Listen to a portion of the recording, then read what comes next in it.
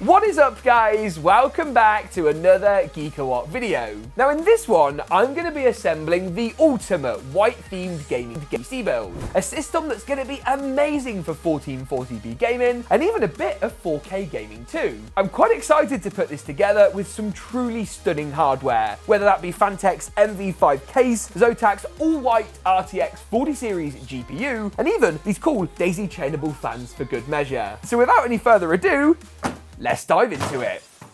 After a short word from today's video sponsor. The Corsair K65 Plus Wireless is a 75% mechanical gaming keyboard with hot-swappable pre-lubed Corsair MLX red switches. You get two wireless connection modes with both Bluetooth and 2.4 GHz and up to 266 hours of battery life for non-stop gaming. Customizable RGB lighting, Corsair IQ support and a programmable rotary dial make this a compact keyboard that has it all. Perky RGB lighting, a sleek grey and silver design, 2 layers of sound dampening and screw-in stabilizers round off a keyboard with plenty of features. I'm going to kick things off by talking through some of the really cool hardware I've gathered up for this build. Now, when it comes to white gaming PCs, not only do we want to keep the colour scheme on brand, but I want to be able to see the whole build in all its glory. And what better way to do that than with this, the Phanteks NV5. Now, I've seen a lot about this case online, saw it in person at Computex a couple of months back, and have been looking forward to building in it for ages. Now, you get cool traditional features you'd expect to see in a fairly high-end case, whether that be an integrated power supply shield, integrated GPU support bracket, and of course room for side-mounted fans and radiators. That's instead of the intake you typically find at the front of the case. What this does a little bit differently though is it tilts the power supply at an angle, helping with rear airflow, and that's an aesthetic that's carried on along both the front glass panel of this case and with the case feet too. Additional intake is available here at the bottom next to the power supply shield, which I quite like. Now at the time of filming, this case was coming in at around the $100, £100 mark, which when you think about it, really isn't too bad for the features you get on offer. Now for a white build, obviously other white components are important too, and Phanteks Glacier 1 D360 and associated fans is a great example of that. Now I've got to give a big thanks to Overclockers here in the UK for sending out the case and cooler at my request. Been wanting to try these for a while and really excited that they've landed. Now there's a couple of things I like about this Glacier cooler. I think the water block design's cool, no screen, but the RGB lighting still looks good. Again, fairly reasonably priced. This build is not meant to be super budget conscious, but it's also not designed to be stupidly expensive if you guys wanted to replicate it for yourselves too. You get 320mm fans, and what I like is they actually include the proper D30 fans that you'd buy as a separate kit. A lot of CPU coolers will often include crappy fans with the radiator, which you then have to swap out yourself anyway, so getting it all in one package is nice. And by going for a case and cooler from the same brand, the shade of white should match perfectly, or at least that's the plan. Talking of fans, got a few bits and bobs going on. So I've got a triple pack of reverse 120mm alongside a single reverse 120mm and then a single non-reverse, so standard regular design 120mm as well. Now what these are is they're a bit like the Lian Li Unifan where you can click them all together, and what I quite like too is that you get bridge clips and corner clips. That's going to round off the aesthetic, hide a lot of the internal technical bits and create that sort of unibody design where all the fans look like they were shipped or designed as a three or as a pair from the factory. So pretty cool on that front. Talking of things that are cool, I've also gone ahead and grabbed some memory, which is just a little bit different, and you'll see what I mean when I take G-Skill's Trident Z5 Royal out of the box. How do you get in the box? Ah, it's like a lid. The inclusion of a cleaning cloth should be a good clue as to what these things look like. Wow! Now, originally I was going to go for white, but silver's completely neutral, very reflective, and you get this lovely crystal RGB heat diffusion at the top as well. You'll have seen this run before with DDR4. G-Skill have brought DDR5 because obviously they're mad lads. This particular kit is a 48 gig kit, so it's two 24 gig DIMMs, but they do standard 32 gig sizes too, and for gaming, 32 gigs is going to be enough. CPUs, the Ryzen 7 7800X3D. This was the perfect processor for this build. I want high-end gaming power, I want super good single-thread performance, especially at 1080 but also 1440p, and with 8 cores and 16 threads, nearly 100 meg of L3 cache, and crucially, the future-proofed AM5 socket, this plainly made a lot of sense for the build today. For me, being able to recommend a config to you guys that's really upgradable, and I don't want to use the word future-proof, but has options when it comes to now and the future is really important. Ryzen. That's no more true than when you look at the Aorus B650 Elite AX Ice. Now, talked about the AM5 socket a moment ago, and this is one of the massive upsides of Ryzen. AMD have actually said they'll support the socket on this and other AM5 motherboards until 2027 and beyond, meaning Ryzen 10,000 or whatever they call it, let alone the upcoming Ryzen 9000, are all going to be compatible on boards like this with a simple BIOS update. Now, in keeping with the white theme, and I've been really clear with my praise of GeekaWhat's new Ice lineup, and I have to say, these boards just don't miss. Now, look at this thing. The PCB is fully white. All the heat spreaders are a light shade of silver with some subtle dark grey accents around the board. The only real things that aren't white are the RAM DIMMs, 2 of which are going to be covered up anyway, and things like the power connections and PCI lanes. Again, should be covering this with the GPU. These power ports are going to be in use. I've got white extensions to plug into them, and the black CPU socket won't be seen because it's going to have an AIO on. So as far as boards go, within that white theme, I have to say, there are not many people doing a better job than GeekaWhat of that right now. The board also has good I/O, decent power delivery, and supports overclocking for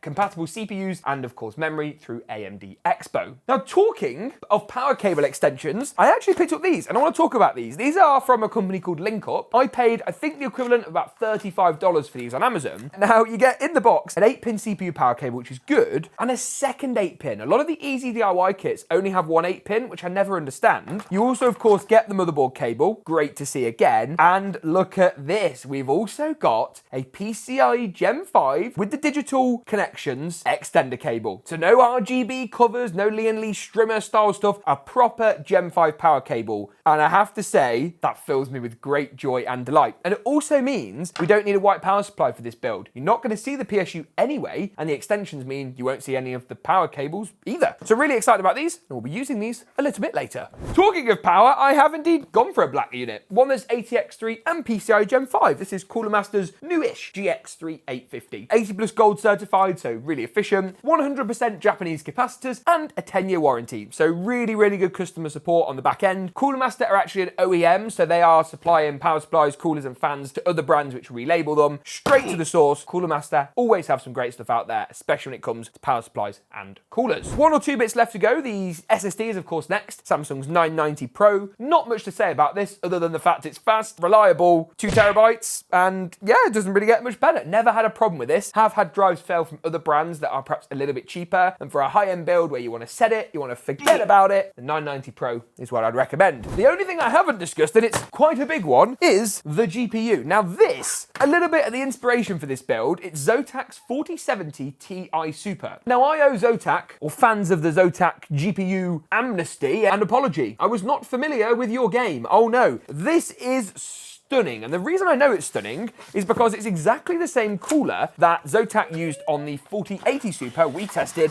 just a couple of weeks ago. Opening this bad boy up and you'll see pretty instantly what I mean. It is packaged up, so I'm going to proceed with caution and a mild dose of excitement. Oh yes, I mean, what more do you want from a graphics card? Is that not absolutely gorgeous?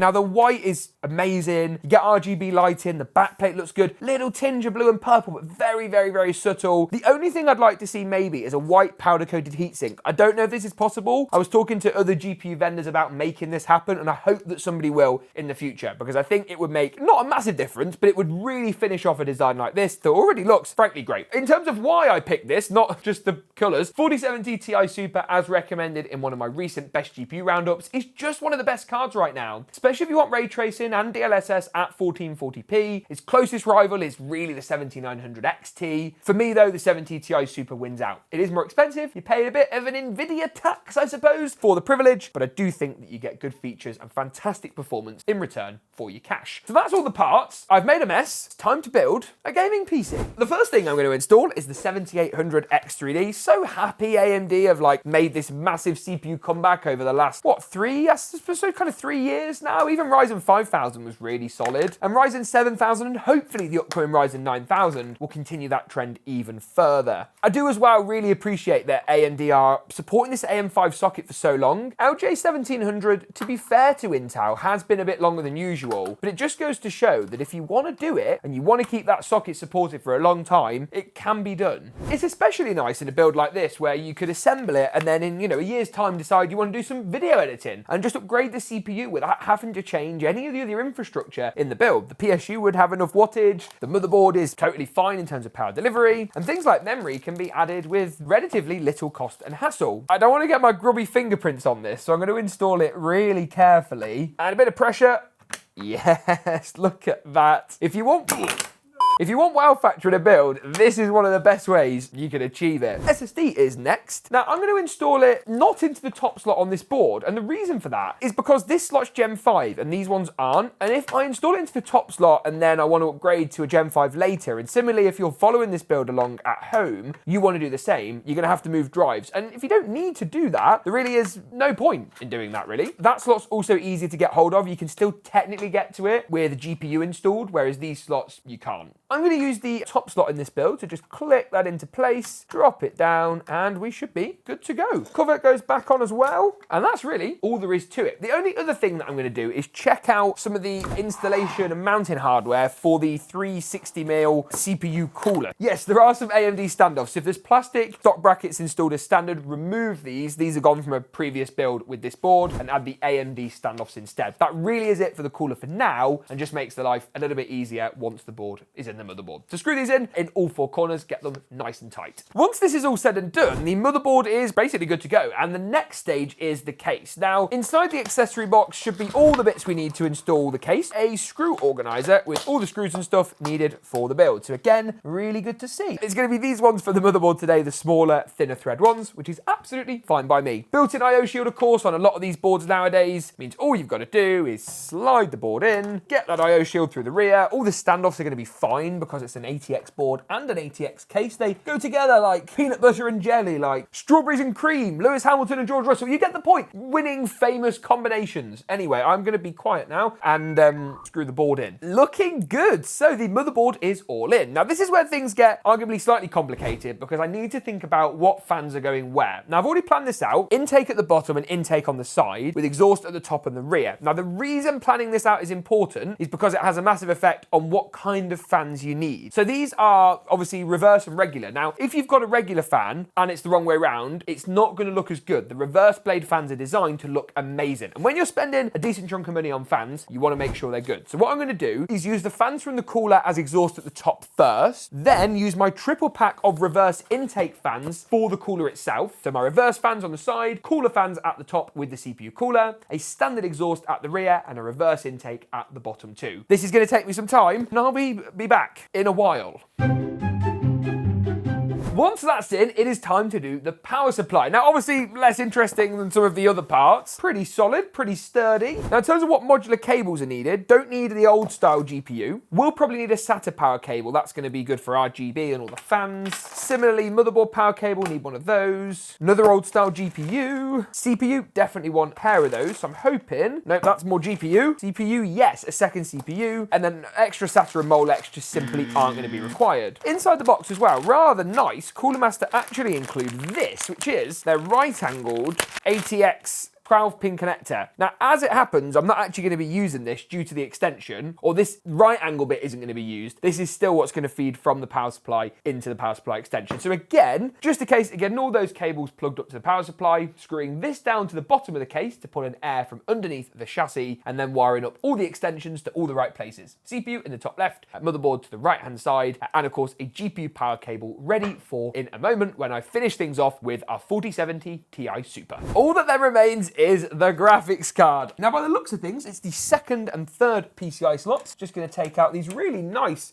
metal silvery thumb screws, and repeat this for the third PCI lane as well. Push the clip back on the motherboard PCI slot, and then drop the GPU into place. Now what I'm going to do is, I'm going to try and slide this in, then tighten and position the riser. That's just mainly to stop the GPU from sagging, before going ahead and screwing and fastening the GPU into place. This is just going to make sure that it's braced nice and straight when the screws go in, so that the riser cable isn't fighting against slightly cockeyed installation. And then push that nice and tight, screw it in, and we've got ourselves a build, ladies and gents. One more thing to do, and that is the PCIe extension cable, so we can slot this in. Oh, you beauty. Run the cable, and doesn't that look incredible?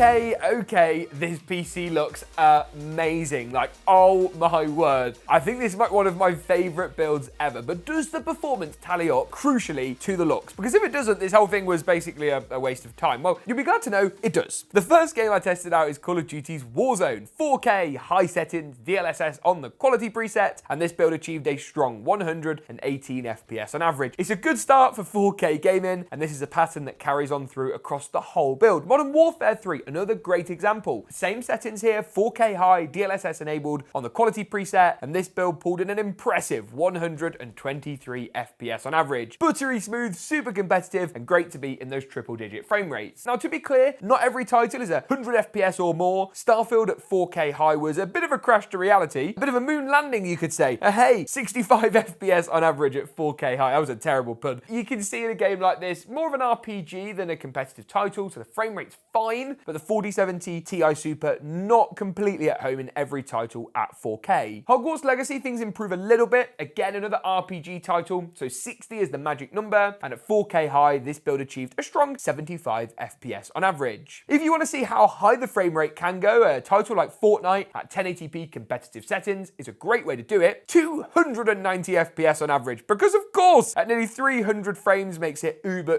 competitive, and I'm really pleased to report this pattern carries on in Apex 2. Here I toned the resolution up to 1440p, chucked up those visual fidelity settings to high, and the build didn't do quite as well as Fortnite, but still achieved a mightily impressive 275 FPS on average. Just for fun, I also tested out Cyberpunk 2077 at 4K, high settings across the board. Obviously, you got the beautiful advantage of ray tracing here, and the build achieved a strong 60 FPS. Again, if you're wanting those higher triple-digit frame rates at 4K, the 4080 Super is where you're going to want to look. But for 1440p and a bit of that 4K gaming, the 4070 Ti Super is more than good enough. If you want to buy any of the parts in this build, just check out latest pricing. There will be links down in the description below. Get subscribed to see more from me, more PC building fun and games, and as always, we'll see you in the next one.